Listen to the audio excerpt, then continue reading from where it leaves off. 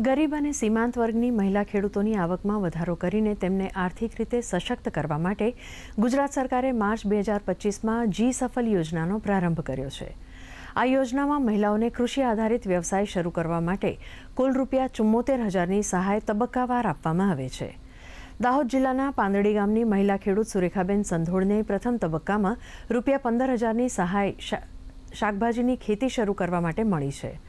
આ સહાયથી સુરેખાબેને શાકભાજીની ખેતી શરૂ કરી છે અને તેઓ પગભર બન્યા છે।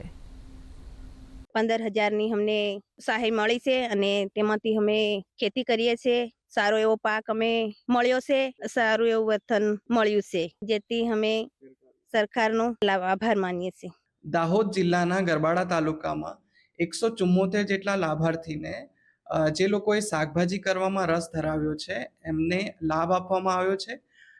લાભાર્થી દીઠ 74,000ની ગ્રાન્ટ આપવાની થાય છે, જેનો પ્રથમ હપ્તો જે છે એ ₹15,000નો લાભાર્થીના ડિજિટલ વોલેટમાં ટ્રાન્સફર કરવામાં આવ્યો છે અને અત્યારે એમના દ્વારા ખરીફ સિઝનમાં લગભગ 77 લોકોએ શાકભાજીનો ઉછેર કર્યો છે અને અત્યારે સારી રીતે રબી સિઝનમાં પણ લાભાર્થી જે છે એ શાકભાજી ઉછેર કરી રહ્યા છે।